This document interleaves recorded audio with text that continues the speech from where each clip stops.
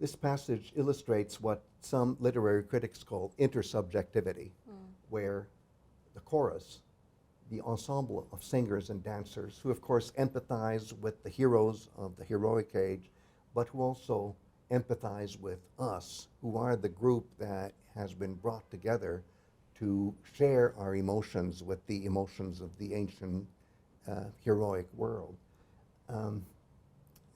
In this kind of situation, that intersubjectivity reaches the point where if somebody does something very drastic, like committing suicide, which is what is happening right here in text L, off stage, the feelings that go into that agonizing moment of self-destruction are felt by this ensemble who's outside.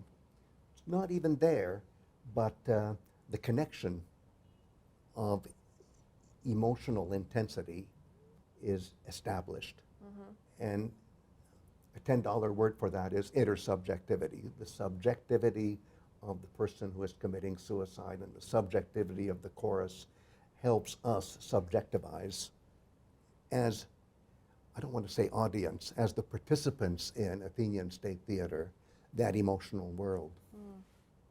If somebody's about to kill themselves, don't you feel that you just want to be escapist about it? I think in history of films that was expressed in a very grim and, to me, frightening way in the film Brazil, where a man is about to be tortured to death, and instead of actually living through the torture, what you experience is an escapist visual riff of beautiful images.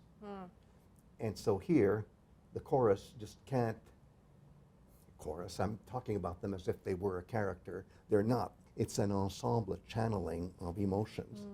But however we say it, the choral emotion is escapist here. I just want to get out of here. I wish I were a bird. I wish I were a bird that is about to take flight. And I love it. A god would make me into that, and I would become one of a whole flock of birds in flight. Yes, a god would make me that. And so it's not just one bird. Now it's a whole flock of birds, and they're taking flight. And they're just going as far away from this place, this sad place, as possible. So far that, oh my goodness, we're now at the Adriatic Sea. And suddenly we can see a beautiful sunset and the amber sky, which of course brings to mind another famous hero who died in a chariot crash, and that's Phaethon, whose sisters, who are solar, just as Phaethon is solar because his name means radiant like the sun. When Phaethon crashes with his fiery chariot into the sunset, his sisters cry amber tears. And so a beautiful sunset overlooking the Rhone River, which is, I guess, what we're looking at here, Eridanos, is all, shall we say, fused in this image of what a bird that's trying to get away from all of this and is flying high in the sky is looking at sunset. And you can see the river in the light of the sunset turning this beautiful amber color, and eventually everything sort of comes to an implosive end as Phaedra's consciousness ends. And that's why towards the end of this amazing fantasy, the bird has now flown to the edges of the earth where primordial things happen. Well, we're immortalizing things, right? And because they're primordial, they're immortalizing. So the more you run away from it, the more you come to the telos of where this is all going, which is that these spectacular heroic deaths of Hippolytus and Phaedra somehow all come full circle in an immortalization by way of a beautiful song and dance that happens every year when the girls who are going to be initiated into womanhood are singing and dancing the unrequited love of Phaedra for Hippolytus.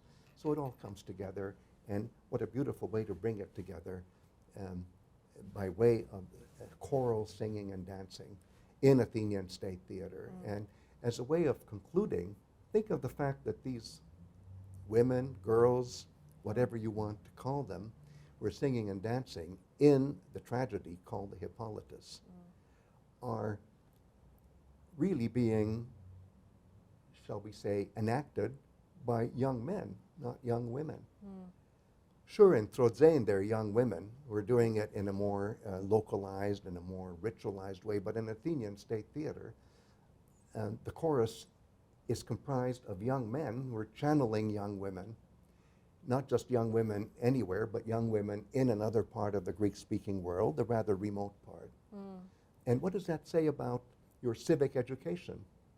If, as a cadet citizen, this is your big moment, if you're selected for a choral performance and membership in a chorus, in a tragedy directed by the great playwright Euripides, who's also the genius composer, what you're reenacting is something that females experience in a heroic world. And what does that have to do with you as a future citizen, a male citizen of the Athenian state? That's quite a sentimental education, isn't it? So really being connected to so many places and so many times and every kind of person at every age. At every age. So Athenian State Theater really is, and this shows us, a primary medium of education. Education not just in facts, but in emotional experience, emotional maturation, and in just plain understanding human nature.